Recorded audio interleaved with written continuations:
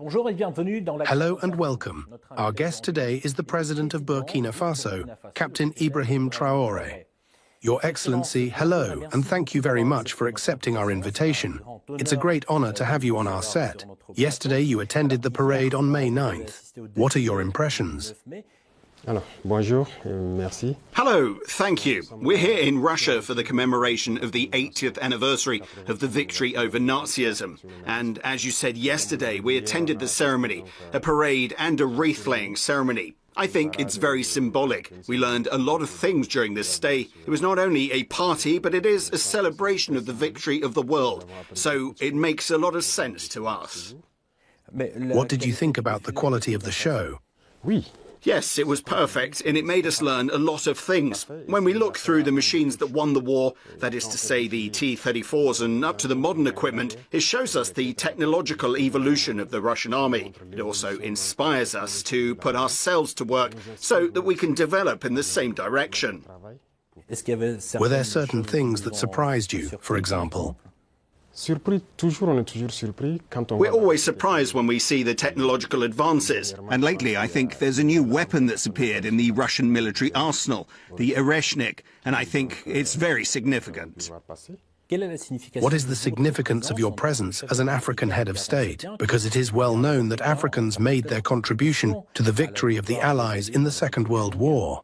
Of course, as I said, Africans and Soviet soldiers contributed a lot to liberating the world from Nazism. If the world had not been liberated from Nazism, we don't know what would have become of it. Our ancestors fought a lot in the European theatre, mainly in France, Belgium and Italy, to free the world from Nazism. So it's a common story that we share. How are the talks with the Russian president going?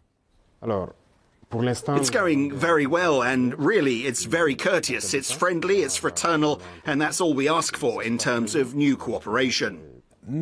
How would you describe the current state of bilateral relations? Relations are doing very well, and I can say that for 2 years now, they've been going very well.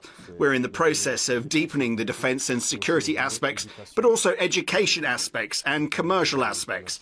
We have compiled the different components so that we can exchange a lot, share a lot of experiences, because we have a lot to learn about the education side of Russia, especially in science.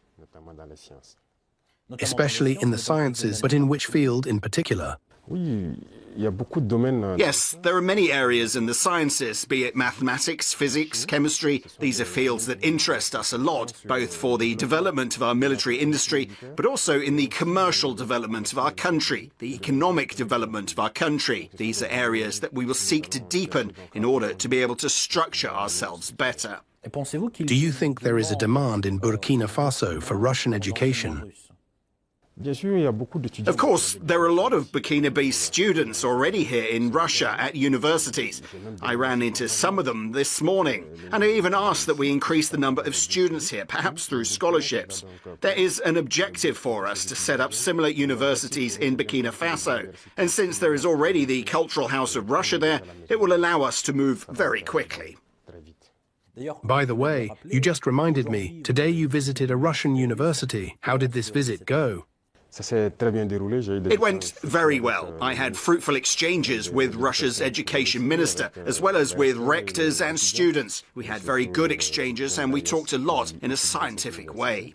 Let's talk a little bit about the economy. The volume of trade increased by 10 times in a year. How would it be possible to boost trade relations? As I said, this is a new relationship that is beginning. Excuse me, but why new? Yes, it's starting again since the years of Thomas Sankara's death. Unfortunately, relations with Russia faded a lot. And here we are reawakening our relationships. The embassy has been set up and commercial relations are also at the heart of the exchange. There are a number of products from Burkina Faso that pass through some European countries before being sold in Russia. Today, these products are sold directly through local operators and merchants. For example, mangoes. They pass through European countries to be sold in Russia. Today, it's happening directly. There is cotton that will follow. There are many other products, sesame and many others, agricultural products that we'll be able to sell directly to Russia. So it's just beginning. It's going to increase. The economic forecasts indicate a growth of 5.6%. In 2025, what are the key sectors that support this growth? Alors, il faut dire que It must be said that until today in Burkina Faso, gold is the primary export product. But we've launched the engine of agriculture for self-sufficiency, but also for foreign trade and exports. If you've been following us, well, since last year, we have launched an agricultural offensive with a specific initiative. The objective is to be able to increase our agricultural production significantly to be self-sufficient, but also to sell outside. And all this must be able to support growth, and we hope we'll be well above these figures. But how are these reforms actually going? These are difficult reforms, we must admit, because the system that's been installed. But it's not impossible. Already, when you look at our production, we had very good growth in 2024. In 2025, we hope to do even better. There are quite courageous reforms. When you take, for example, agriculture, we decided through the initiative of the offensive to plough the fields of our peasants for free. So last year we did it. This year again, there are a good many tractors that we have acquired, and mechanized cells will be available in various departments to increase the areas planted. We've grown vastly in water management through a structure that the National Office of Dams and Hydro-Agricultural Developments has created to control the water and be able to produce at least 2 or 3 times a year. Because if we only depend on the rains, it would be difficult. So there is this sector, the mining sector too, which will continue to boost for the country to exploit its own resources. We've started to acquire mines. There are a lot of permits which allow our engineers to develop the necessary machines so that we could exploit our resources ourselves. So if we take advantage of these two sectors, complete with industrialization, that is to say the transformation of our products on site, who will prevent us from exporting crude? It will lead us to very good growth. So it is these reforms that are underway in agriculture, industry and many other sectors. Do you think Russia can provide support for the implementation of these reforms? Of course, a lot of support.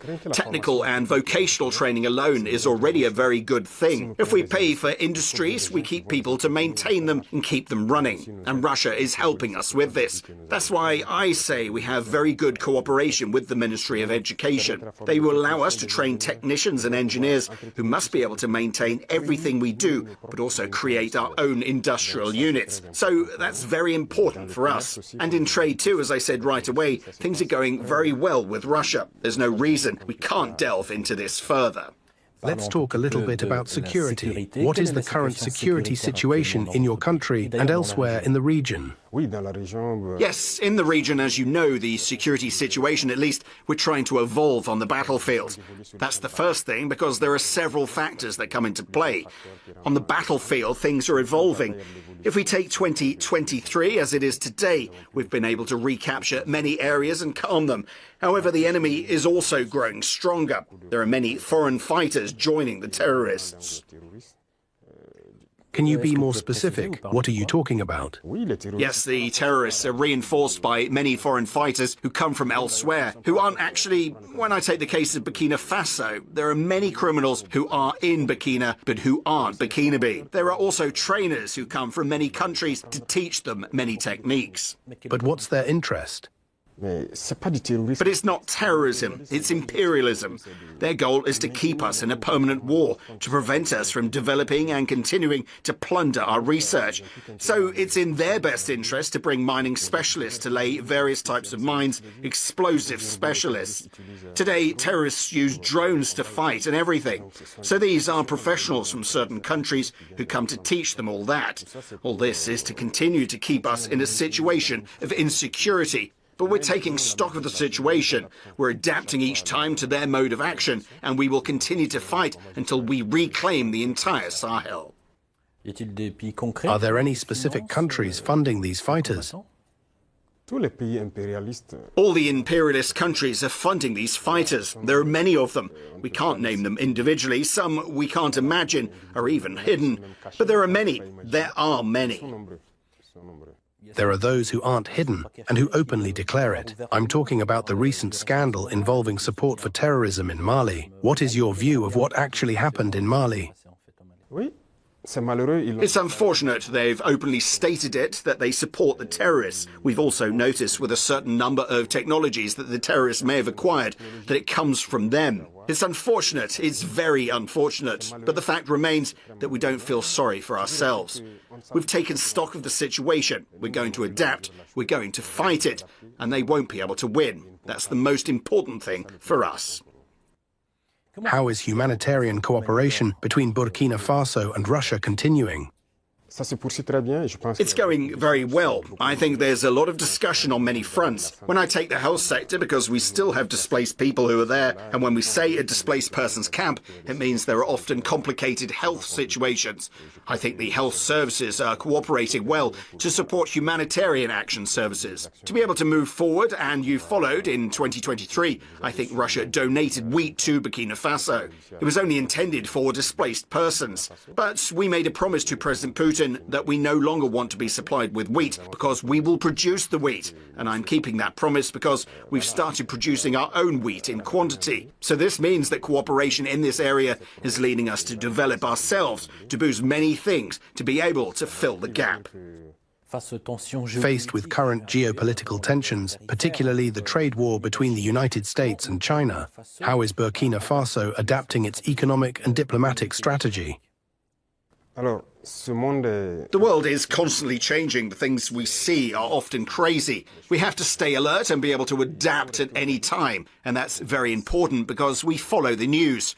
There's an economic battle going on almost everywhere. But in principle, we trade with China without any problem. We buy a lot of things from China, and the Chinese also buy a lot of things from us. There are Chinese companies setting up shop here, despite the fact that people have tried to denigrate Burkina Faso. It's the same with Russia right now. We're trying to collaborate better with all the countries fighting for their economic independence today, because it is a form of imperialist oppression. Those who are oppressed must unite to confront this monstrous region. So, in principle, we're adapting to this whole situation.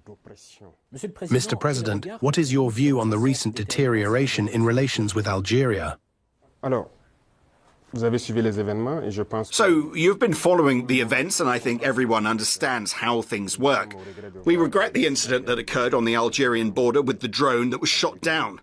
It must be said clearly, this is not friendly. It's not friendly because you don't shoot down a flying machine like that. Everyone knows the protocol, so there's no point in hiding. If an aircraft crosses your border, even if it enters your country, we identify it, radars can identify it, and we know which country it belongs to. And there are diplomatic relations for that. We contact the embassy. There are defense attaches. There are many mechanisms. We contact them and they confirm whether it's their aircraft or not, whether it's on the territory. Maybe it needs help or has lost its bearings and all that. Because an aircraft can be in the air. It can have problems with the weather. It has to hide behind the clouds. This happens very often in our countries. So an aircraft comes in, we ask about it, they say no. There's a lot of cloud cover, but in any case, there's a meteorological phenomenon that causes it to come over. It could have a technical problem. It could ask for help to guide it to land. So there are so many factors that can cause an aircraft to end up in the wrong airspace. We don't systematically shoot down an aircraft. This happened to us. We've often seen an American aircraft enter our territory doing reconnaissance and everything. We didn't shoot down the aircraft. We took the trouble to contact the American embassy, which took a few minutes, confirmed it was their aircraft and cleared the area. So we don't systematically shoot down an aircraft. Shooting down an aircraft is a deliberate, unfriendly act, and it's regrettable. But if I understand correctly, you're not closing the door to dialogue after all. No? No, leaders must understand that we have no choice but to unite in the face of this situation of so-called terrorism, because it's a rather complex phenomenon. I'm telling you that Burkina Faso was sitting back in 2012 watching Mali. The regime that was in power was friendly with these people. Some even lived in Ouagadougou. But what's happening today? They've turned against us. They're not free people. They're manipulated by the imperialists, and the orders given to them, they give to their criminals on the ground, and they carry them out. Everyone must understand that we must unite to confront this. There is no negotiation possible with these people. Exactly. Let's talk about this unit, or rather this integration that's currently taking place within the AES. Where are we now? Ça se passe bien, ça évolue. It's going well. It's evolving. So we're in the Confederation, and as I said, there are a lot of things to put in place. There you go. And we shouldn't try to move too fast and not do it right. So we're moving gradually. There are a lot of structures to put in place. There are a lot of aspects to upgrade in the three countries because, as you know, from an economic point of view, we're not at the same level. From a military point of view, there are a lot of aspects. We have to try to balance things, and that requires the establishment of a lot of structures, a lot of meetings. Precisely. I had a question about the economic aspect, the creation of the AES's own currency. Is it still on the agenda?